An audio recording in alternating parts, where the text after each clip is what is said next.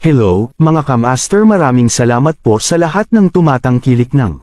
Ang aking asawa ay isang hacker. Paki-follow and subscribe mga master para sa mga susunod pang mga kabanata. Ang aking asawa ay isang hacker. Kabanata 101. Matapos sabihin ang kanyang piraso, hindi niya pinansin ang nakagulat na Harvey Ellison at galit na si Snow na bugtong habang kinuha niya si Lulo. Sa oras na ito, walang nang-ahas na pigilan siya. Pagkatapos ng lahat, si Harvey Ellison sa isang stupor. Kung wala siyang magawa kay Nicole, sino pa ang makitungo sa kanya? Habang pinapanood nila si Nicole na umaalis na tulad nito, lahat ay may komplikadong hitsura sa kanilang mga mata. Ano ang sinabi ni Nicole kay Harvey, sa gayon ay natigilan siya. Nagtataka sila. Kahit na si Snow ay lubos na nakakagulat, at habang pinapanood niya si Harvey ay tumayo roon na nakatingin kay Nicole na kumukuha kay Lulo, ang kanyang pag-uugali. Iyon. Panipi. Si Harvey ay nawala sa pag-iisip sa mga salita ni Nicole. Talagang nang-ahas siyang dalhin si Lolo. Anong relasyon ang mayroon siya sa kanya? Harvey, nakikipag-usap ako sa iyo dito. Nang makita na siya ay nasa isang stupor pa rin, nabalisa si Snow. Nawala ng pasensya si Harvey at sinaksak ang isang malutong na titig sa kanya. Sa pamamagitan ng tingin na nag-iisa, ginawa nitong pakiramdam na siya ay nahulog sa isang yelo ng yelo. Siya pa ba ang banayad na Harvey Ellison? Bakit siya nakakatakot doon?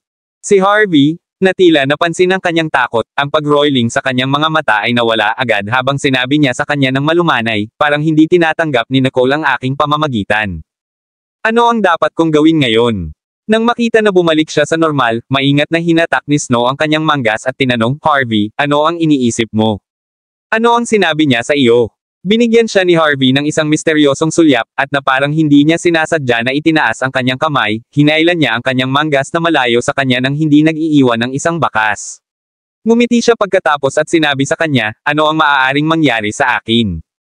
Nakakakita kung paano siya nagreaksyon, matapang na tinanong ni Snow, sinabi ba niya ang isang bagay na hindi ka nais-nais? Inunat ni Harvey ang kanyang kamay habang nakikipagtalo siya sa cufflink sa kanang kamay, tulad ng sinabi niya, hindi mahalaga, gayunpaman, kailangan nating gumawa ng isang mahusay na sukatan ng Nicole Wallace na ito. Sa pinakadulo, kailangan niyang malaman kung sino talaga siya. Nang marinig iyon ni Snow, naisip niya na tuturuan ni Harvey si Nicole ng isang aralin. Hindi niya maiwasang maging nasa sabik, subalit sinabi niya nang wala ang kanyang ekspresyon na ipinagkanulo ang kanyang pag-iisip, ngunit Harvey, lahat tayo ay mga kamag-aral. Ang paggawa ng isang malaking paglipat ay hindi maganda, di ba? Sinulyapan ni Harvey ang kanyang masayang mukha. Ang bawat galaw niya ay magpapasaya sa kanya sa huling oras, ngunit nang tiningnan niya si Snow na lahat ay masunurin sa kanya ngayon, nakaramdam siya ng pagkabalisa.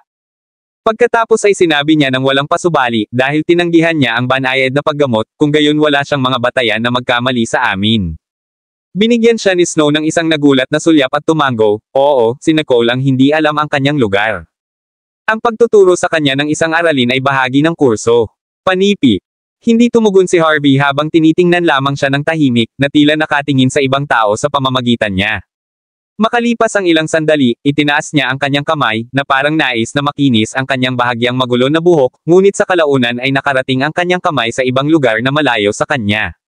Tumingin siya sa nyebe habang marahang sinabi niya, Snow, ang iyong buhok ay medyo magulo. Pumunta sa banyo at malinis ito. Hindi mo ako sundin. Panipi. Alam ni Snow na ayaw niyang makita siyang nakatingin sa kanya, at mabilis na tumango at tumungo sa banyo. Nang makapasok siya sa banyo, tiningnan niya ang kanyang perpekto, hindi nakamamatay sa sarili sa salamin, at dahan-daang hinalinhan. Upang maging matapat kahit na siya ay kasama ni Harvey sa loob ng 2 taon na ngayon, wala siyang ideya kung ano ang nasa isip niya. Palagi siyang mapagpasensya habang naitama niya ang kanyang kaugalian, at matiyagang makakatulong din sa kanyang pag-aaral, na pinapayagan siyang manatili sa tabi niya. Pupunta rin sila sa isang petsa paminsan-minsan, at titingnan niya siya hanggang sa siya ay nawala sa pag-iisip, subalit hindi niya pinayagan siyang hawakan siya. Bago siya, hindi niya mapigilan ang kanyang cool at pag-iingat. Tinapik ni Snow ang kanyang mga pisngi na may malamig na tubig, at pagkatapos lamang ay pinakawalan niya ang isang banayad ng ngiti habang dahan-daang naglalakad palabas ng banyo. Umalis na si Harvey. Naglakad siya ng may casual na tulad ng lakad habang ang lahat ay nagbigay sa kanya ng kakaibang hitsura, na may matagal na bakas ng pagmamalaki sa paligid niya. Di nagtagal pagkatapos umalis si Nicole sa cafeteria, isang mensahe ang biglang nag-pop up sa kanyang telepono. Nicole, pumunta sa tanggapan ng punong guro ng kaunti. May kausap ako. Panipi. Kung may iba pa upang makita ito, mag-ulat na sila. Ang mensahe ay mula kay Mr. Ellison, at sa mga tuntunin ng seniority, Mr. Maaaring ibigay sa kanya ni Ellison ang isang direktang utos, ngunit ang mensaheng ito ay nag-leak sa pagnanais na talakayin at pakiusap. Sumimangot si Nicole at tumugon, ano ang bagay? Mabilis na dumating ang tugon. Narinig ko na si Harvey ay nagdulot sa iyo ng ilang problema, kukunin ko siyang humingi ng tawad sa iyo. Tiningnan ni Nicole ang mensahe at naalala kung paano kumilos si Harvey Ellison sa cafeteria kanina. Hindi niya nagustuhan ang ganitong uri ng tao, ngunit hindi ito nangangahulugan na siya ay magdulot sa kanya ng problema dahil sa maliit na bagay na ito. Mabuti na lang ako. Hindi na kailangan niya na humingi ng tawad sa akin. Mayroon pa akong isang klase mamaya, kaya ipapasa ako. Panipi tuldok. Nang makita ni G. Ellison ang mensahe sa kanyang telepono, pinakawalan niya ang isang malalim na buntong hininga. Paano niya hindi alam ang pag-uugali ni Nicole? Nangangahulugan ito na hindi siya maabala sa kanyang apo. Sa sandaling ito, isang serye ng mga magalang na knocks ay nagmula sa pintuan ng tanggapan ng punong guro. Pinakalma ni G. Ellison ang kanyang sarili habang sinabi niya, pumasok ka. Pagkatapos ay itinulak ni Harvey Ellison ang pintuan at pumasok sa silid. Ang kanyang mukha ay ipinanganak pa rin ang malumanay ng ngiti, ngunit kapag ang kanyang mga mata ay nagkita Mr. Lumitaw ang ilang hindi maipaliwanag na emosyon. Magalang siyang lumakad kay G. Ellison at tinanong, Lolo, gusto mo akong makita? Mayroon din siyang isang bagay upang tanungin ang kanyang lolo, ngunit hindi niya inaasahan na tatawagan muna siya ng kanyang lolo. Si G. Ellison ay tumingin sa hindi sinasadya sa kanyang apo. Sa lahat ng aspeto, perpekto si Harvey Ellison, kahit na tumayo siya sa harap niya na ibinaba ang kanyang ulo sa sandaling ito, tumingin pa rin siya ng sobrang stout, tulad ng isang malakas na oak. Nagbigay si G. Ellison ng isang nasiyahan na tumango, at sinabi na medyo seryoso, narinig ko na nakinig ka sa Niebe, at nagpunta upang maghanap ng problema kay Nicole. Kabanata 102. Nang marinig niya si Mr. tinanong siya ni Ellison na, isang maliliit na hangarin ang lumitaw sa mga mata ni Harvey. Hindi niya talaga inaasahan na ilabas siya ng kanyang lolo bago pa man siya tinanong tungkol sa kanya. Ngunit mabilis siyang umatras habang umiling-iling siya at sinabi ng malumanay, bakit ako? Ito ay lamang na mayroong ilang hindi pagkakaunawaan sa pagitan ni Nicole at Snow. Dahil ang mga batang babae ay hindi malulutas ito sa kanilang sarili, tinawag ko upang mamagitin ang mga bagay. Panipi. Mr. Nakinig si Ellison at pagkatapos ay tumango, mabuti iyon. Nakilala mo na si Nicole ngayon. Ano sa palagay mo siya? Panipi. Sa pag-iisip ni Nicole, tiningnan ni Harvey si G. Ellison at ngumiti, nakilala ko siya. Ngunit hindi siya masyadong nagsasalita, kaya hindi ko siya nakilala. Panipi. Mr. Nag-atubiling sandali si Ellison, ngunit alam din niya na nagsasabi si Harvey ng totoo. Si Nicole ay talagang malayo sa mga normal na oras, oo, kahit na maaaring siya ay walang malasakit, ngunit sa sandaling makilala mo siya, malalaman mo na siya ay isang napakabait na batang babae. Siyempre, bihasa din siya sa martial arts. Mr. Gayunman, hindi alam ni Ellison na nasaksihan na ni Harvey ang mga kakayahan sa martial ni Nicole, kaya hindi niya sinabi ang huling bahagi ng pangungusap. Tila mayroon kang isang magandang impression sa kanya, lolo. Si Harvey ngayon ay mas nakakayuziso tungkol sa relasyon ni Nicole sa kanyang lolo. Siyempre, hayaan mo akong bigyan ng babalaka, dapat kang makasama sa kanya. Huwag gumawa ng mga kaaway sa kanya dahil sa niebe at ulan. Panipi. Lolo. Bago siya makapagtanong ng anuman, ang kanyang lolo ay nagbagsak ng babala sa kanyang paraan.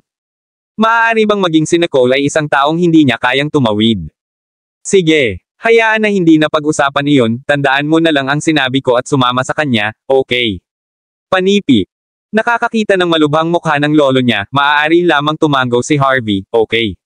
Nang makita na ang kanyang apo na sumasang-ayon sa nasiyahan si G. Ellison.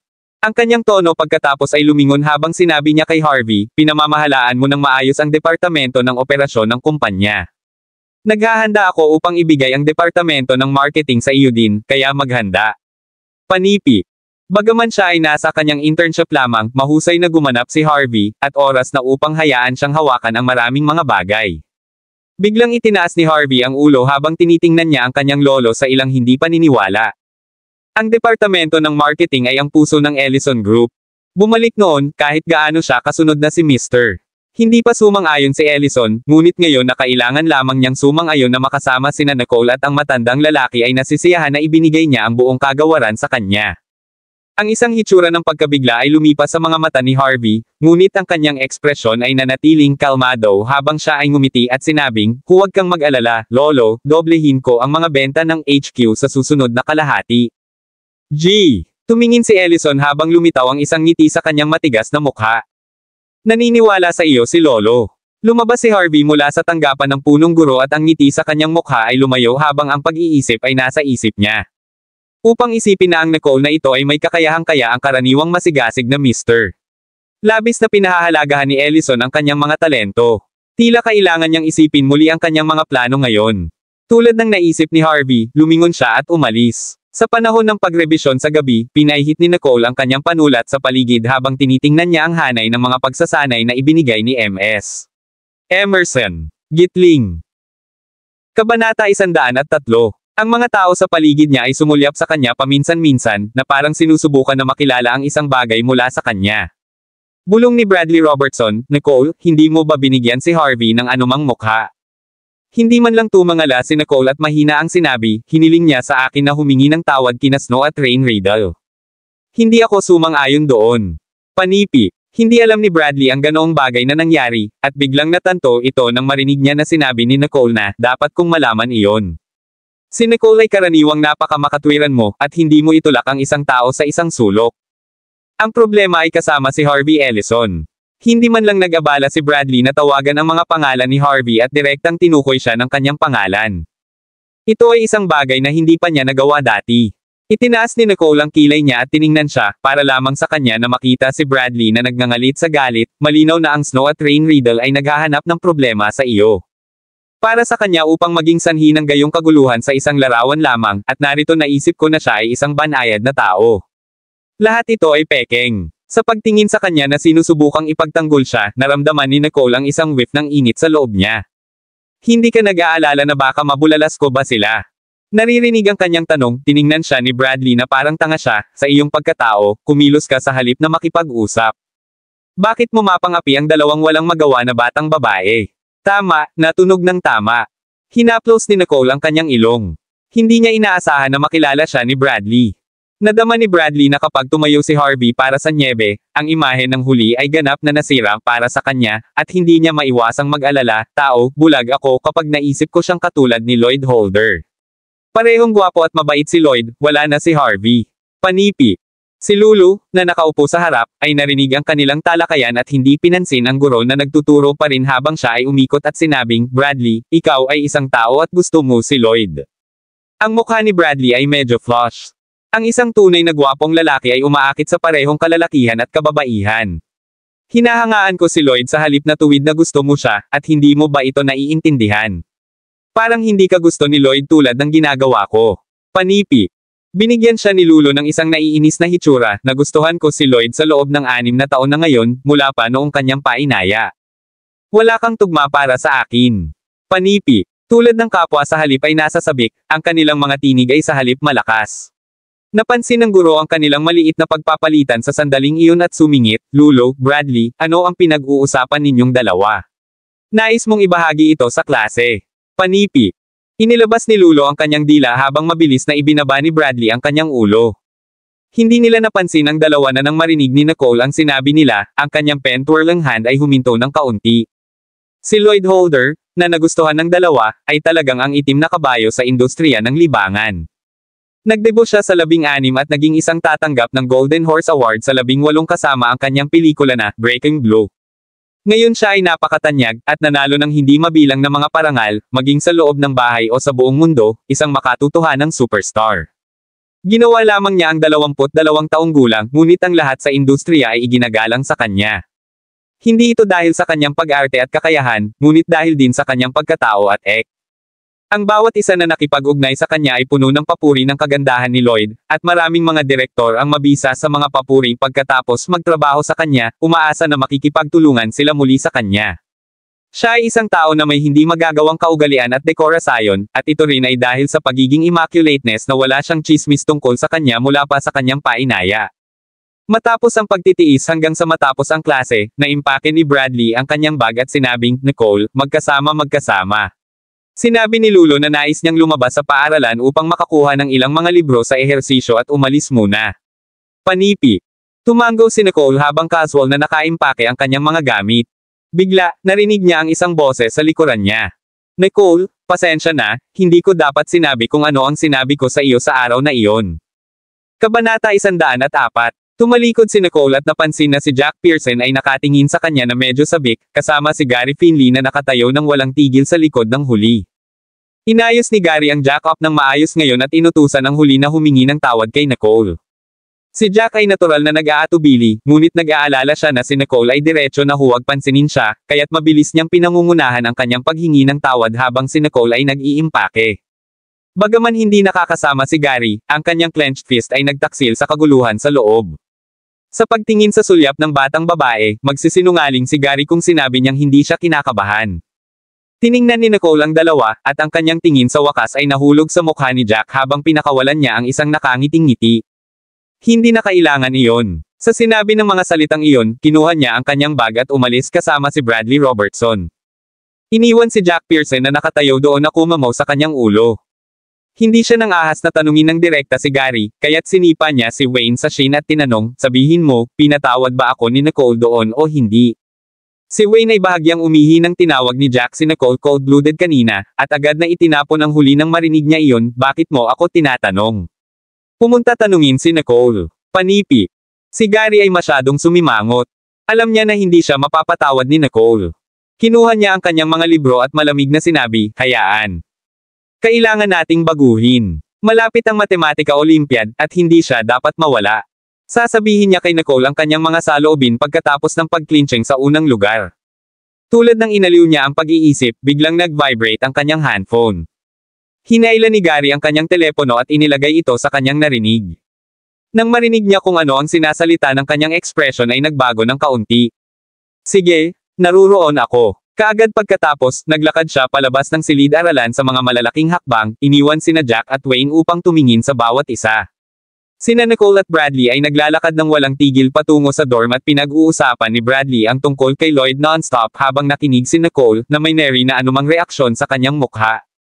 Si Bradley ay napakamakulay na malinaw na talagang nagustuhan niya si Lloyd Holder. Sa sandaling ito, ang isang medyo malabo na silhwete ay lumitaw sa ilalim ng kalye, na parang isang tao na mahigpit na yakapin ang dingding. Agad na napansin ni Nicole iyon at sinasadya na pinangunahan ni Bradley nang bigla silang kumuha ng isang sulok. Ito ay isang bukas na espasyo, at nakikita na wala siyang takip, hinaplos ng tao ang kanyang ngipin habang siya ay nagkukunwari na hindi nababahala habang sinundan niya silang dalawa, na kumikilos tulad ng tinitingnan niya ang tanawin. Isang malamig na glint ang lumipas sa mukha ni Nicole habang bigla siyang lumingon, binigyan si Bradley ng isang pagkabigla, Nicole, ang heck, madugong, impyerno. Lumabas si Nicole tulad ng isang kulog at agad na nawala bago ang mga mata ni Bradley. Ang taong nagtatakip sa kanila ay malinaw na isang propesyonal. Naramdaman niya ang isang bagay na hindi tama sa sandaling lumingon si Nicole at agad na tumakas. At parang siya ay bihasa sa layout ng Royal Creek Institute. Sa isang pares ng mga liko na wala siya sa kadiliman. Sa pagtingin sa tinidor sa harap niya at iniisip na nawala ang tao pagkatapos niyang lumingon sa sulok na ito, nakaramdam siya ng kaunting galit. Ang pagkabigo ay isang bihirang bagay para sa kanya, at siya ay masyadong walang pag-iingat sa oras na ito. Hindi niya inisip na may maglakas loob na buntis siya sa loob ng Royal Creek Institute. Habang iniisip niya ito, ang kanyang ekspresyon ay naging isang maliit na glum. Nang lumingon siya upang mabawi ang kanyang landas, kinuha niya ang kanyang telepono at nagpadala ng isang mensahe. May nag-iikot sa akin. Mag-ingat kayo. Panipi. Hindi pa tumugon si Bradley, kaya inalis ni Nicole ang kanyang telepono at nakita ang dating nakatayo doon na nakatingin sa kanya sa isang stupor. Kahit na nakita niya si Nicole na nag-strike ng higit sa isa, namangha pa rin siya sa tuwing nasasaksihan niya ito. Hindi pa siya nakakita ng isang tao na napakabilis bago. Naglakad si Nicole at tinapik siya sa balikat, wala ito, hayaan. Ang kalsada dito ay sa halip tahimik, at bukod sa Bradley, wala nang ibang nakakita na nangyari. Nilamon niya ang kanyang laway at pagkatapos ay tinanong, Nicole, sino ang hinahabol mo pagkatapos ngayon? Umiling-iling si Nicole. Wala, ito ang aking pagkakamali. Binigyan siya ni Bradley ng isang mausisa na hitsura, ngunit nang makita na hindi siya hilig na magsalita, hindi niya pinindot ang issue. Matapos ipadala si Bradley sa pasukan ng dormitoryo, lumingon si Nicole upang umalis. Medyo nagulat si Bradley habang tinanong niya, Nicole, hindi na bumalik sa dorm. Umiling-iling siya. Pupunta ako sa kafe. Biglang natanto ni Bradley na marahil ay nag-aalala si Nicole tungkol sa kaligtasan na ito at iyon ang dahilan kung bakit niya siya ibinalik. Hindi niya maiwasang makaramdam ng pasasalamat para doon. Para sa isang batang babae na ay escort siya pabalik, nakakahiya lang. Habang naghiwalay ang dalawa, lumakad si Nicole patungo sa gate ng paaralan habang nagtataka siya kung sino ang magiging matapang na gumawa ng isang paglipat mismo sa loob ng Royal Creek Institute. Habang naglalakad siya, hindi nagtagal ay nakarating siya sa kafe. Tiyak na ngayon na, ang pinakamapanganib na lugar sa mundo ay ang pinakaligtas din. Kung pupunta siya rito, si Jared Johnston ay magkakaroon ng mas kaunting dahilan upang maghinala sa kanya. Gayunpaman, wala siyang oras upang mag-isip, nais niyang makahanap ng isang tamang lugar upang pag-aralan at tulungan si Austin at ang iba pa na baguhin. Dahil kailangan niyang harapin ang isang pag-agos ng mga tsismis sa paaralan, maaari ring dumating dito sa halip. Hindi siya dumating ng ilang araw ngayon, at nang siya ay pumasok, napansin niya na ang karaniwang waiter ay wala rito ngayon. Ngunit sa ilang kadahilanan ay nasa bahay si Jared Johnston. Nagdilim ang ekspresyon ni Nicole. Paminsan-minsan ay pinaghihinalaang siya, si Jared Johnston ba talaga ang naghihintay sa kanya dito? Kung hindi man, bakit patuloy siyang tumatakbo sa kanya sa tuwing narito? Sa sandaling ito, si Jared ay nagpapahinga sa isang upuan na hindi masyadong malayo sa pintuan. Sa sandaling nakita niya siyang pumasok, ang kanyang mga mata ay naiilawan habang agad na kumalas sa kanya. Para sa ilang kadahilanan, naramdaman na matagal na siyang naghihintay sa kanya. Itinulak ni Nicole ang bukas na pinto at tinanong, bakit ka naulit? Ang kanyang bahagyang ribolto na hitsura at tono na ginawa ni Jared na parang mayroon lamang siyang isang balde ng iced water na ibinuho sa kanya. Maraming araw na siyang naghintay sa kanya, at siya ay nag-aalsa nang makita siya. Kabanata 105. Ang pagsugpo sa kadiliman sa kanyang dibdib, ngumiti siya ng malamig. Ito ang aking pagtatatag, syempre darating ako kapag libre ako. Ang kanyang mga mata ay kaakit-akit upang magsimula sa, at kasama nito ang bahagyang curve ngayon, mas tumingin ito. Hindi mapigilan ni Nicole na mapurol habang nakatingin sa kanya. Ngunit sa narinig niya ang sinabi niya, bahagyang sumimangot siya. Bakit pakiramdam ko tulad ng isang CEO tulad ng mayroon kang masyadong maraming oras sa iyong mga kamay? Tiningnan ni Jared ang malamig, kumikinang na mga mata ni Nicole, at wala nang sinabi. Nagpadala siya ng isang tao upang sundin siya kanina at napakabilis niyang napansin ang paggalaw ng tao. Kung siya ay isang mabagal na mas mabagal, mahuli siya sa kanya. Hindi lamang iyon, ngunit sinabi rin ni Klaus na ang pandaman ni Nicole laban sa pagsunod ay masigasig, at siguradong hindi lamang siya mag-aaral. Nalaman ni Jared kung paano bihasa ang kanyang mga tauhan, at isipin na si Klaus ay halos na biktima kay Nicole. Ang isang kahulugan na hitsura ay lumitaw sa kanyang mga mata habang tinitingnan niya si Nicole sa harap niya. Ang mas nakikipag-ugnay siya sa kanya, mas natagpuan niya ang kanyang kawili-wili. Kalimutan mo iyon, mag-order ng gusto mo. Si Jared ay hindi kanais-nais na inilagay ang menu sa harap niya habang ang isang pares ng mga naliligaw na buhok ay nahulog sa harap ng kanyang mga mata, itinago ang mga emosyon sa kanila. Hindi rin pinigilan ni Nicole. Isang tasa ng cappuccino, salamat. Tumingin si Jared sa kanyang mga mata at hindi maiwasang mag-chuckle. Bagaman uminom siya ng marami sa kanyang mga coffees, ang gusto niya ay tila cappuccino lamang. Agad na kinuha ni Jared ang utos, ang kanyang poise eleganteng, at ang kanyang bawat sandali ay kaaya-aya. Ito ay isang marangal na aura na preternatural. Habang tinitingnan siya ni Nicole, naramdaman niya na bulag talaga siya. Bakit siya nakulong sa taong ito sa unang lugar? Nagpapabuntong hininga, tumigil siya sa pag-abala sa kanya habang naglalakad siya patungo sa dati niyang upuan at hinaila ang kanyang mga libro sa ehersisyo upang magtrabaho sa kanila. Alam ni Jared na hindi niya gusto ang paglapit sa kanya upang maaari lamang niyang tumingin sa kanya mula sa malayo, na may isang tinge ng panghinaan ng loob sa kanyang puso. Siya ang nag-iisang babae na hindi aktibong lumapit sa kanya, ngunit sa halip siya ay nag-aalsa sa ideya na papalapit sa kanya. Sa sandaling ito, mayroong ilang kaguluhan sa labas dahil ang ilang mga mag-aaral sa orihinal na tahimik na kafe ay nagsimulang bumulong sa isa't isa. Hindi ba yun Austin Woods? Bakit siya nandito? Nakakakita din na si Nicole ay narito rin, sa palagay ko narito siya para sa matrikula. Sa isang iglap, maraming mga nakakagulat na titig ang nagmula sa buong kafe. Tumangala si Nicole at ang ilang mga mag-aaral ng Royal Creek Institute ay mabilis na na-shot up sa ilalim ng kanyang halip na walang emosyonal na titig. Sa wakas ay naintindihan nila kung bakit napakaraming natatakot kay Nicole. Ang isang sulyap lamang ay sapat na upang gumawa ng isang tao na hindi maglakas loob na huminga. Kung nakatayo siya sa harap nila, marahil ay umikot na sila at tumakas. Hindi maabala si Nicole sa kung ano ang nasa isip nila. Sa sandaling ito, dinala ni Austin ang kanyang pangkat ng mga kaibigan at ang kafe ay agad na napuno. Nang makita niya si Nicole, naiilawan ang mga mata ni Austin. Boss, binigyan siya ni Nicole ng isang sulyap. Ano ang nangyayari? Bakit maraming tao dito? Alam ni Austin kung ano ang nais niyang tanungin at agad na sinabi, Boss, ang mga bangkos dito ay nais na makinig sa iyong lektura, kaya napunta sila rito. Lahat ay tumingin sa kanya habang siya ay nagbubulong-bulungan, hindi matapang na magsalita. Malinaw na narito sila dahil nais ni Austin na gumawa ng isang engranding eksena para sa kanyang boss, kaya't kung bakit ang lahat ng mga ito ay darating, at hindi isang solong na exempt. Wala rin silang ideya kung siya ay talagang magtuturo sa kanila, na pupunta sa mga pamantayan ni Nicole, ang kanilang kabuoang mga marka ay sama-samang mahuhulog sa pamamagitan ng isa pang 20 ranggo. Wala nang pakialam si Austin. Siya ay sa wakas na lugar na rin, kaya maaari rin niyang gawin si Nicole na gawin niya, ngunit ang natitira sa kanila ay mayroon pa ring pamantayan upang itaguyod. Nang tiningnan ni Nicole ang mga nag-aatubili na mukha ng mga taong ito, marahang sinabi niya, ang mga nais sabihin ay maaaring manatili, at tutulong ako sa abot ng aking makakaya. Ang mga nais umalis, maaaring umalis. Wala siyang lakas na iyon upang matulungan ang napakaraming, at ang tanging dahilan na nagpasya siyang tulungan si Austin ay naawa siya sa kanya. Nang marinig nila na sinabi ni Nicole na ang isang numero na orihinal na nag-aatubili na lumapit sa kanilang tingin kay Austin. Pagkatapos ay tiningnan siya at bumulong, Boss, gusto mo bang gawin ito?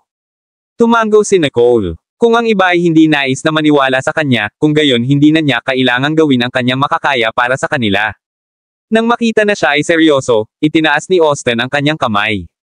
Umalis ka ngayon kung nais mong umalis. Kung hindi mo nais na makinig sa lektura ng boss, kung gayon hindi ka na kailangang nasa ilalim ko. Panipi. Inisip ni Austin na mananatili ang lahat, ngunit alam, sa sandaling sinabi niya na ang isang kaguluhan ay agad na sumabog. Marami ang matagal nang hindi nasisiyahan na si Austin ay lahat ng wala sa lahat ng mga pang-aapi sa paaralan para lamang kay Nicole, at ngayon ay nagagalit pa siya na nais niyang makapasok sa tuktok na 20. Hindi ba iyon isang tuwid na daydream? Naging abala sila sa pag-aaral sa mga nakaraang araw, at malubhang nilabag nito ang orihinal. Hangarin na sumali sa kampo ng Austin. Gayunpaman, habang pinipilit sila ni Austin, hindi nila ipinangahas ang kanilang mga nagrereklamo. Sa sandaling ito, si Austin mismo ang nagsabi na maaari silang umalis kung ayaw nilang makinig sa kanya. Marami ang tumingin sa isa't isa at lumingon upang umalis.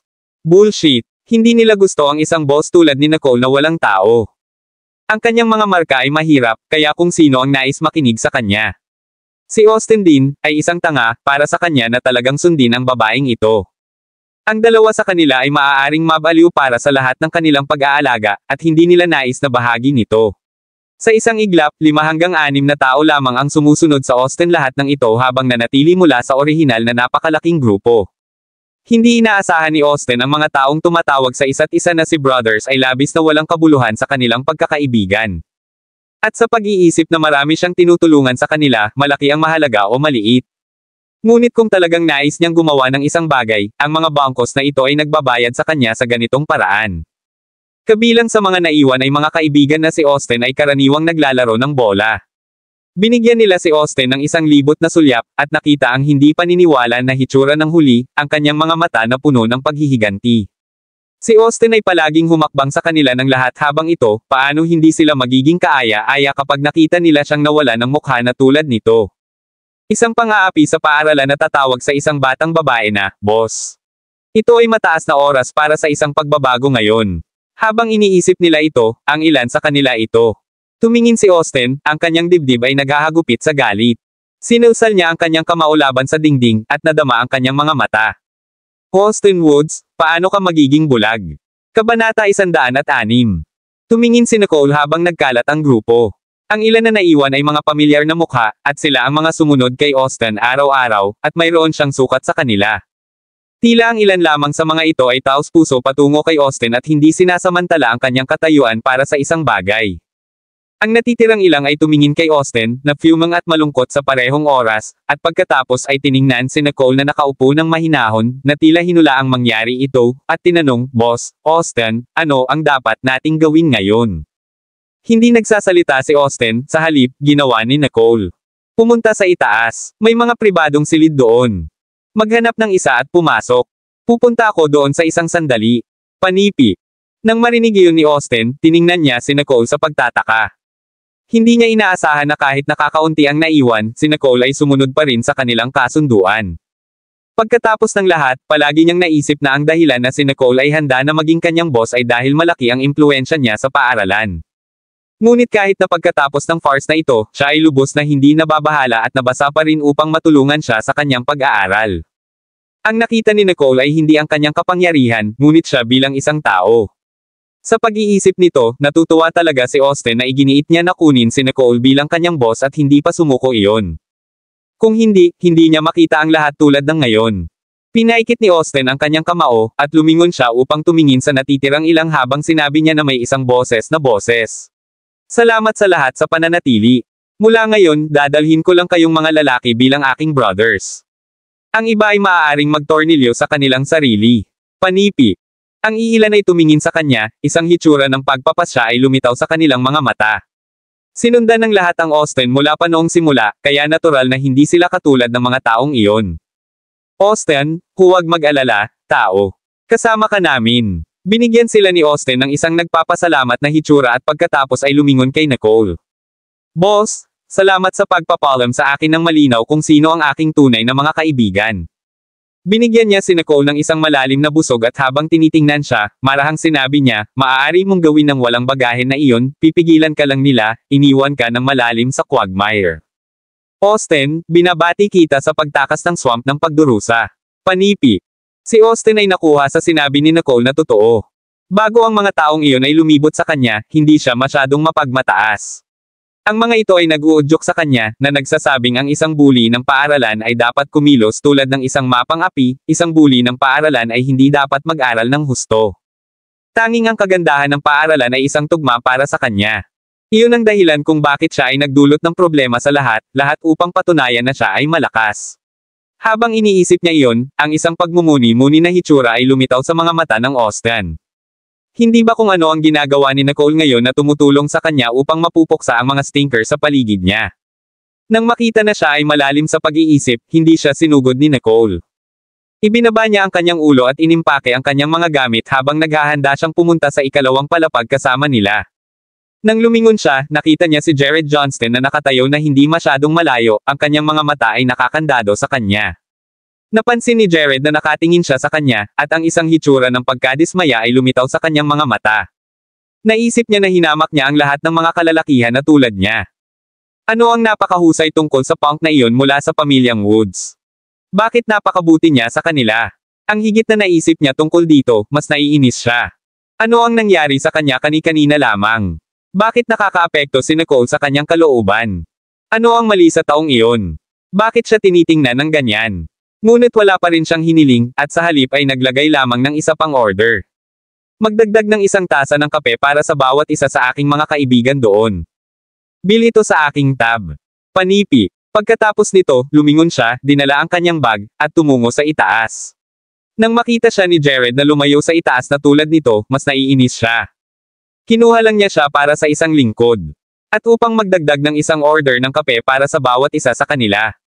Pag-iisip pabalik na hindi niya ito pakikitunguhan sa isang pagkain, bakit siya naging mapagbigay sa mga bangkos na ito ng mga hooligans.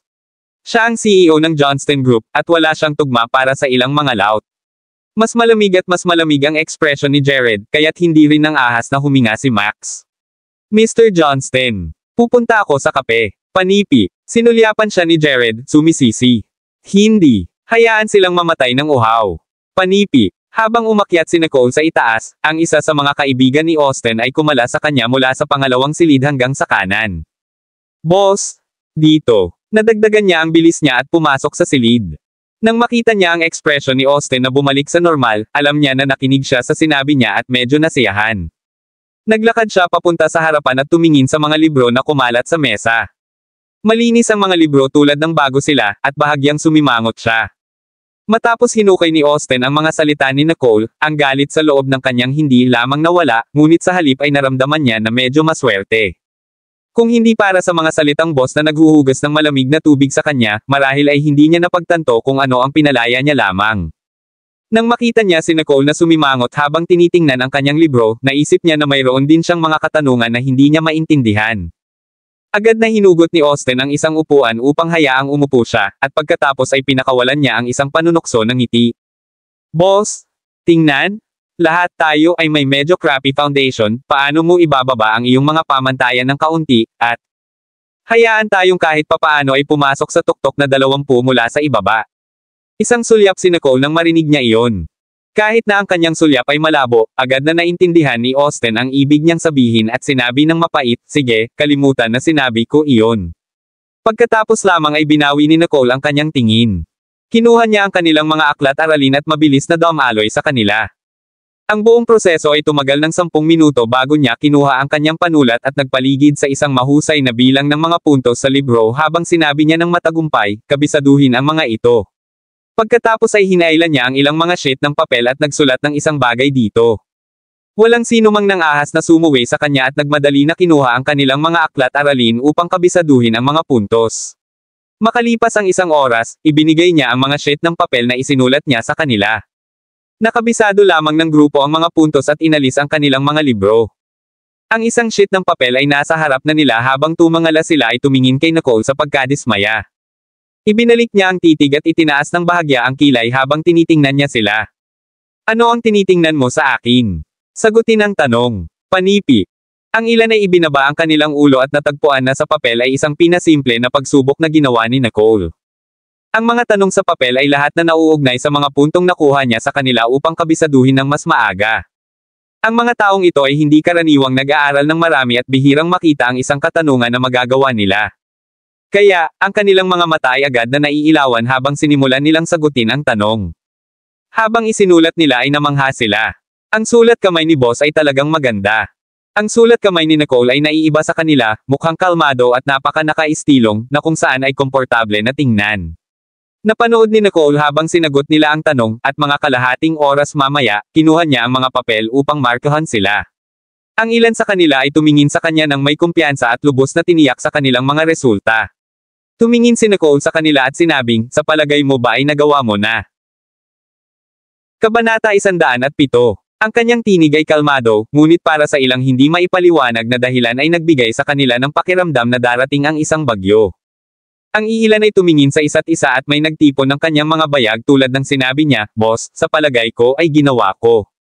Medyo maayos. Sa ilalim ng tingin ni Nicole, tahimik niyang nilamon ang huling bahagi ng pangungusap. Si Nicole ay nagpakawala ng kalahating ngiti. Ginawa ng Austin ang pinakamahusay sa inyong lahat.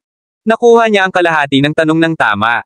Nang sabihin niya iyon, tiningnan ng lahat si Nicole sa pagtataka. Lahat ng mga ito ay naisip na makakakuha sila ng buong marka. Ang Austin sa kabilang banda ay sa halip ay flatter. Hindi niya inaasahan na gawin ang pinakamahusay sa kanilang lahat, at pagkatapos ng pag-snap pabalik ay tumingin siya sa masiglang sa iba. Bagaman ang mga resulta ng lahat ay medyo crap, ngunit si Austin ang pinakamasama sa maraming. Gayunpaman, ngayon sinabi ni Nicole na ginawa niya ang pinakamahusay, at hindi lamang iyon ang nagtayo ng tiwala ni Austin, ngunit pinukaw din nito ang diwa ng pakikipaglaban sa iba. Nang makita na ang lahat ay nakatingin sa kanya na may isang nakamamanghang titig, isang glint ang lumitaw sa mga mata ni Nicole. Ibinalik niya ang mga sheet ng tanong at ipinaliwanag sa lahat kung saan sila nagkamali. Itinuro niya ang mga trap sa tanong, at kung paano basahin ang tanong upang magkaroon ng mas mataas na pagkakataon sa pagkuha ng tama. Matapos makinig sa paliwanag ni Nicole, natanto silang lahat kung ano ang nagkamali habang sumisigaw sila sa mga hanggal na pagkakamali na kanilang nagawa. Nakakalayo lang sila mula sa aktwal na mga puntos sa pagmamarka. Lahat ay naging inspirasyon ngayon. Ang mga malinaw na pamamaraan ni Nicole, ang kanyang pag-iisip na proseso ay ibang-iba rin, at bibigyan siya ng mga halimbawa, na ginagawang simple ang isang komplikadong bagay kaya't ang kabuoang mga knuckleheads na tulad nila ay maiintindihan ang tanong. Hindi nila maiwasang simulan ang pagdududa sa balita na nakita nila sa forum ng paaralan. Sinong sinabi ni Nicole na masama sa pag-aaral? Ang nakita nila ngayon ay walang ganyan. Matapos matuno ang bahaging ito ng nilalaman, sinimulan ni Nicole na mag-ikot ng mga puntos sa mga aklat-aralin muli, na ulitin ang proseso ng paghiling sa kanila na kabisaduhin ang paksa. Sa proseso, ang bawat isa ay may bagong pag-unawa sa nakakainis na kaalaman sa libro. Nadama pa nila na mayroong mga kagiliw-giliw na koneksyon sa pagitan ng iba't ibang mga nilalaman sa libro, at ang mga ito ay hindi mahihiwalay mula sa pagkakasunod-sunod ng mga puntos na pinagdadaanan sila ni Nicole. Dumaan si Nicole sa mga aklat-aralin at natanto na ang dahilan na hindi maintindihan ito ni na Austin at ko dahil ang mga nilalaman sa aklat-aralin ay iba-iba sa kahirapan, at ang pagkakasunod-sunod ay mas gulo. Ang ilang mga bahagi ay medyo pangunahing, ngunit inilagay sila pagkatapos ng mas mahirap na nilalaman. Hindi maiiwasang nadagdagan nito ang kahirapan sa pag-aaral ng mag-aaral at tinanggal ang unti-unting at kina sa pagitan ng mga bits ng kaalaman. Ang mga paksang nakuha ni Nicole sa kanila ay medyo mas mahirap kaysa sa huli, ngunit ang mga ito ay lohikal na koneksyon sa pagitan ng dalawang paksa. Iyon ay naging madali ang proseso ng pag-aaral, at mas madaling makuha ang mga ito sa uka. Dagdag pa, ang mga tanong na inilalagay niya para sa bawat paksa, kasabay ng isang detalyadong paliwanag ay naging kaakit-akit sa lahat. Di nagtagal, nakakakuha sila ng higit pa at mas maraming mga bahagi, at habang ang pakiramdam ng tagumpay ay lumala, lalo silang nakatuon sa pag-aaral. Masigasig si Nicole na hindi niya napansin na mula sa kabaligtaran ng kanilang silid, may nakatingin sa baso sa kanila. Umiinom si Jared ng kanyang kape habang tinitingnan niya si Nicole na napapaligiran ng mga lalaki, isang hitsura ng inggit ay lumitaw sa ang kanyang mga mata. Bagaman natatakot ang maraming iyon kay Nicole, magalang pa rin sila sa kanya at pinanatili ang isang magalang na distansya mula sa kanya. Gayunman, nang tiningnan niya ang mga kalalakihan sa tabi niya, labis siyang nasisiyahan. Gusto niyang iwanan ang lugar na ito, ngunit hindi niya maiiwasan ang mga mata sa kanila. Patuloy lang siyang nakatitig sa kanila, tila natatakot na sila ay isang bagay na tatawid sa linya. Mr. Johnston, huli na? Normal na sa oras na ito, matagal nang bumalik si Jared. Magkakaroon ako ng hapunan dito. Sinabi niya na walang kamali-mali kahit na nakatingin kay Max Graham. Nabigla si Max. May problema ba? Hindi. Hindi naglakas loob si Max na sabihin ng higit pa at nagmamadali sa ibaba upang ihanda ang pagkain sa kanluran. Sa loob ng silid ni Nicole, ang rebisyon ay nagpatuloy pa rin sa isang buhay na kapaligiran. Lahat sila ay nasa kalagayan na mag-aral, sa gayon nakalimutan nila na ang kanilang kape ay hindi pa rin pinaglingkuran. Pinangunahan sila ni Nicole habang nagpatuloy sila sa ikalimang pag-ikot ng mga pagbabago. Medyo nakumpleto nila ang isang aklat-aralin, at tinitingnan ang kanyang relo, sapat na ito para sa ngayon, at hindi na nila maproseso pa. Kaya, isinara niya ang libro at sinabi ng mahina, titigil tayo dito ngayon. Mayroon ba kayong anumang hindi mo maintindihan?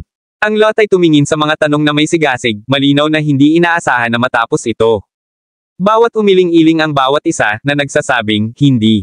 Boss, kamangha-mangha ka talaga. Talagang naintindihan namin ang lahat ng itinuro mo sa amin. Panipi. Ang kanilang boss dito ay isang tunay na talento, at hindi nila talaga maintindihan kung bakit siya nakapuntos ng 0 sa huling oras. Oo, sa palagay ko si boss ay isang mas mahusay na guro kaysa kay MS Thompson. Ang kanyang pagtuturo ay shit sa tabi, tiningnan pa niya kami ng mga mahihirap na tagapalabas. Wala siyang ginagawa bukod sa pagpuna sa amin sa buong araw. Boss, parang mayroon kang isang uri ng mahika, literal na pareho ang bagay, ngunit bakit mas masaya ang pag-aaral mula sa iyo, at talagang naintindihan namin ito ng mas mahusay at mas mabilis din. Ikaw ay pipi, ano pa ang mayroon? Si boss ay isang tuwid na Diyos. Orihinal na tinanggap nila siya bilang boss dahil kay Austin, at sa katunayan sila ay nagbigay ng mukha kay Austin bilang kanyang mga tagasunod. Ngunit ngayon, ang bawat isa sa kanila ay tumingin kay Nicole na may maliwanag, glimang mga mata. Tama si Austin. Ito ang kanilang swerte na si Nicole ang kanilang boss. Kung magpapatuloy ito, maaari nilang gawin ito sa tuktok na 20. Kabanata 108. Tinitingnan ng mga ito, ang kanilang mga mata ay napuno ng masigasig na ilaw, isang ngiti ang unti-unting lumitaw sa mukha ni Nicole parang hindi sila ganap na walang pag-asa, mga laut. Ang bawat isa sa mga suntok na ito ay pala kaibigan kay Nicole ay hindi makakatulong ngunit ipakita ang kanilang paghanga at paggalang sa kanya. Tumawid siya sa kanyang dibdib habang pinapanood niya, na nais niyang habulin ang lahat ng ito. Bumaba ang grupo at habang binayaran ni Nicole ang bayarin, may biglang sinabi. Nais kong makapasok sa tuktok na 20, nais kong si Nicole ay maging aming boss sa lahat ng oras. Tiningnan ni Austin ang kaibigan na iyon. Ang taong iyon ay palaging sumasalungat sa kanya na kinuha si Nicole bilang kanyang boss at nagngangalit na alam kung gaano karaming beses sa kanya ang pribado. Sumulong siya at binigyan ng suntok ang kaibigan na iyon. Ngayon alam mo kung gaano ako matalino, ha? Ang natitira sa kanila ay tumango ng tahimik nang marinig nila iyon. Sa sandaling ito, ang mga glints ng ilaw ay lumitaw sa lahat ng kanilang mga mata, lahat ng mga ito ay kinikilala si Nicole bilang kanilang boss. Nang maabot ang isang kasunduan sa mga blok, ibinalik ni Nicole ang kanyang card at malapit nang tumalikod at umalis, ngunit sa halip ay nakita niya si Jared Johnston doon. Nandito pa rin siya, at tinitigan niya ang kakatwa sa kanya. Nahihirapan siyang maunawaan ang kanyang pag-uugali, kaya't binigyan siya ng isang sulyap bago umalis nang hindi man lang nagsabi. Tumingin si Jared habang umalis siya kasama ang grupo, at ang isa ay maaari lamang magtaka kung paano siya naging. Habang pinapalo niya ang kanyang mga ngipin, tinanong ni Jared si Max, ang aking paninindigan sa kanyang puso ay mas mababa kaysa sa isang bangkos ng mga gangster. Natigilan si Max. Kaya't ang dahilan kung bakit madilim ang mukha ni Jared sa nakaraang 2 hanggang 3 oras. Mr. Si Johnston ay nagseselos. Ngunit, hindi ba siya ang nagsabi na nais niyang masira ang pakikipag-ugnayan? Wala akong ideya kung ano ang iniisip niya. Hindi na mangangahas na huwag sabihin kahit ano. Matapos magpaalam kay Austin at sa iba pa, umalis si Nicole para sa dormitoryo. Kasabay nito, patuloy siyang gumala. Hindi pa siya nakakuha ng anumang impormasyon na inaakala na ang taong nag-uugnay sa kanya ay isang taong bihasa, ang isang pag-iisip na lumitaw sa kanyang isipan dahil mayroon siyang pakiramdam na ang tao ay hindi nakagagalit ng anumang masamang hangarin, kung hindi man ay hindi siya magiging maawain. Kaya, hindi siya nagmamadali upang malaman kung sino ang tao. Dahil nais ng tao na maglaro ng isang laro ng pusa at mouse, syempre obligado siya. Nang makarating siya sa ground floor ng dormitoryo, tumakbo si Nicole sa isang tao na hindi inaasahan doon. Nagkaroon ng isang napakataas na puno ng pamumulaklak ng cherry sa ground floor ng dormitoryo ng Royal Creek Institute. Sa sandaling ito, hindi ito ang panahon ng pamumulaklak, ang mga berdeng dahon ay lumikha ng isang lilam at si Harvey Ellison ay nakatayo mismo sa ilalim ng puno. Ang kanyang buong tao ay sakop ng lilam, ang kanyang ekspresyon ay hindi maipapalagay. Nang makita siya ni Nicole, hindi niya maiwasang sumimangot habang tumigil siya sa paglalakad. Napansin din siya ni Harvey habang nakatingin siya. Pagkatapos ay nakita ni Nicole ang kanyang maliwanag na araw ng ngiti, at isang pahiwatig ng pangangati ay lumitaw sa kanyang puso. Naglalakad na si Harvey papunta sa kanya. Ang kanyang bilis ay sinusukat, at ito ay lamang kapag nakuha niya bago siya na sinabi niya ng mahina. Nicole, hinihintay kita. Tiningnan ni Nicole ang kanyang figure at ang ngiti sa kanyang mukha habang mahina niyang sinabi, tumigil ka ng ngumiti. Nakatingin lang sa kanya na naiinis siya. Hindi inaasahan ni Harvey na ang kanyang unang pangungusap ay iyon at hindi maiwasang maabak sandali. Isang bahagyang kadiliman ang lumitaw sa kanyang mga mata. Bakit laging parang kinamumuhian mo ako? Maraming mga titig, na parehong naabutan at covert, ay tumingin sa maraming kumuha ng kanilang mga telepono at nagsimulang kumuha ng mga pag-shot sa kanila. Dapat sabihin na ang parehong Nicole at Harvey ay mukhang napakahusay na magkasama. Ang isa ay malamig, habang ang isa pang mainit, at tila sila ay nasa ilang uri ng hindi maipaliwanag na pagkakaisa. Marami ang nagchismis tungkol sa kanila sa mga bulong at lahat ng mga batang babae ay nakatingin kay Nicole na may puot at inggit. Bakit nakuha ni Nicole ang pansin ng napakaraming mga cool na lalaki sa campus? Kung ito ay Niebe at Rain Bogtong, ganoon din, ngunit ang taong nagsasalita ng malumanay sa kanya ay si Harvey Ellison. Mayroon na silang sapat na snow na nag-iisa, at ngayon isang Nicole pop-up. Wala siya, kaya kung ano ang tama na kailangan niyang manalo ng asul na mata ni Harvey. Dahil lamang sa kanyang magandang mukha. Napansin ni Nicole ang mga menacing gazes habang malamig na tiningnan niya si Harvey sa harap niya. Maaari mo bang sabihin kung kinamumuhian kita o hindi? Ano ang gusto mo? Panipi. Malinaw niyang naramdaman na siya ay pinagtutuunan siya hindi dahil sa bagay na may snow at rain bogtong, ngunit may iba pa na hindi pa niya napagtanto. Matapos makita si Nicole na nagpapakita ng ilang emosyon sa kanya, at hindi na kumikilos tulad ng hindi niya ito makita, tiningnan ni Harvey ang kanyang maliwanag na mga mata habang naramdaman niya ang isang matinding pag-agaw ng kaguluhan sa loob niya, kaya't ang kanyang tibok ng puso ay naging ligaw. Pagkatapos ay tiningnan niya si Nicole at pinakawalan ang isang bihirang, tunay na ngiti. Nakakakita sa kanya na hindi nagsasalita, sumimangot si Nicole at sinabing, kung nais mo akong humingi ng tawad kina Snow at Rain, ikaw. Maaaring kalimutan ang tungkol dito. Pagkatapos ng lahat, si Harvey ang apo ni Mr. Ellison, kaya hindi siya naniniwala na sa pananaw at katalinuhan ni Harvey na hindi niya masabi kung ano ang nangyayari. Novel drama. Ang ilang mga bagay na maaari lamang niyang malaman pagkatapos ng ilang pagsisiyasat sa cursory. Nang marinig ni Harvey ang sinabi niya, medyo nagulat siya. Pagkatapos ay tumugon siya sa isang magiliw na tono, pumayag lang akong magsalita para sa Niebe sa hapon. Kailangan kong maging isang tao ng aking mga salita, hindi ba? Ang dahilan na hinahanap kita ngayon ay pag-uusapan ng ilang mga personal na bagay. Panipi. Ang kanyang tono ay cocksure na parang ang insidente ngayong hapon ay siya lamang ang nakumpleto ang isang gawain na may nary na anumang personal na damdamin na nakalakip. Tumingin si Nicole sa kanya ng malalim sa mga mata. Posible ba iyon? Ang bawat tao'y magkakaroon ng pakiramdam ng pagiging makasarili sa kanilang ginagawa, hindi. Anong personal na bagay? Tiningnan ni Harvey ang pagiging mapagbantay at isang pahiwatig ng kasiyahan ang lumitaw sa kanyang mga mata. Iyon lang, dapat na ipakita niya sa kanya ang mas maraming emosyon.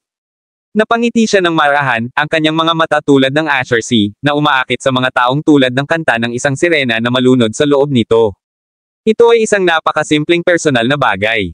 Malakas na tumingin si Harvey kay Nicole sa mga mata habang dahan-daang yumuko siya at matikas na nagpalawak ng isang kamay sa kanya.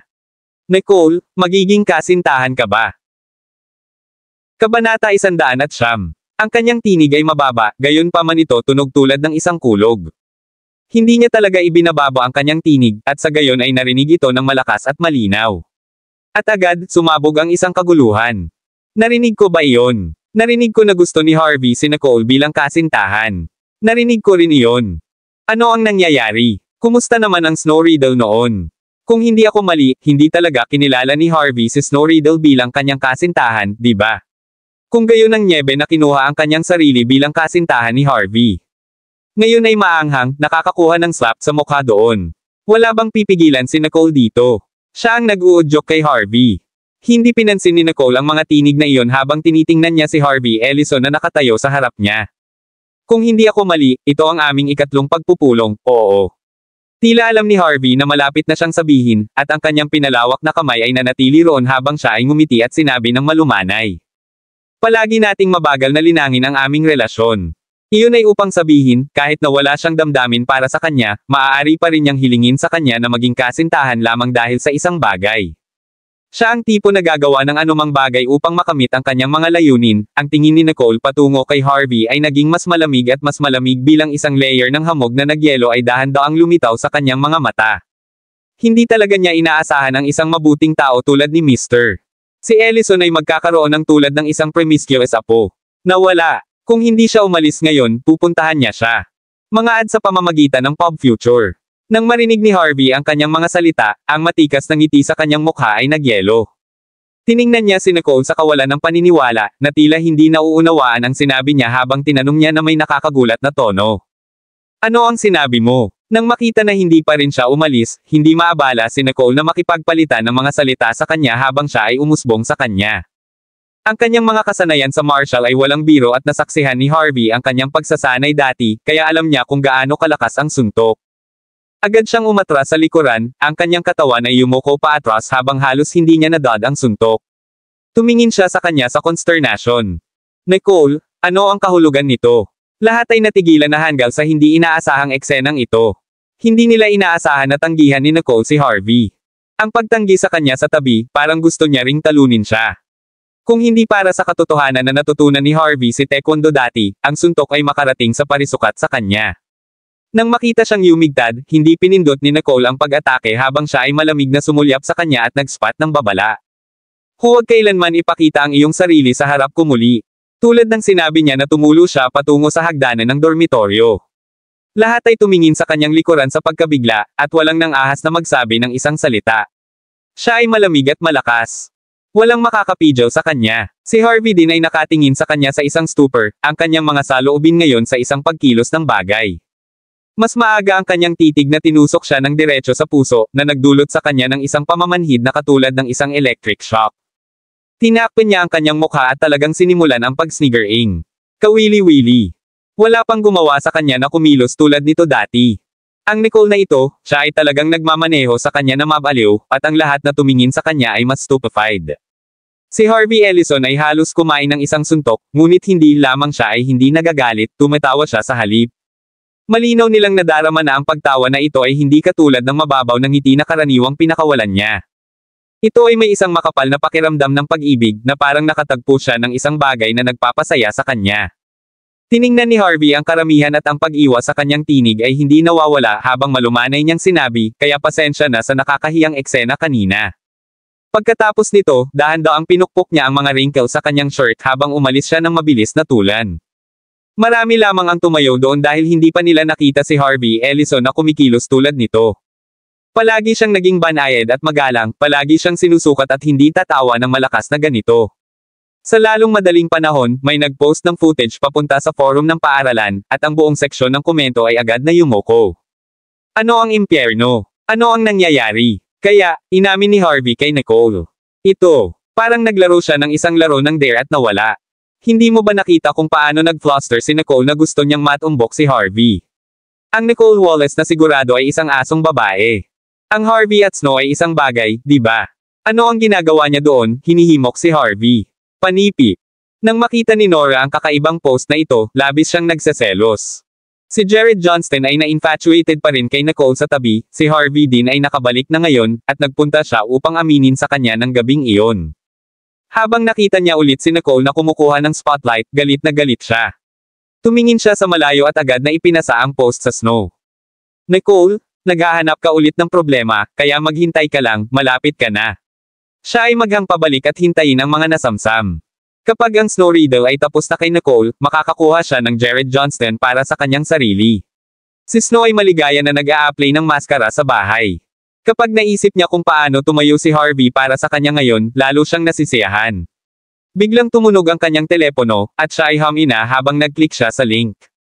Matapos pumasok sa forum ng paaralan, naisip ni Snow na ang trending topic na ito ay ang kanyang Harvey. Ang hindi niya inaasahan na makita ay isang video ni na Harvey at Nicole sa homepage ng forum.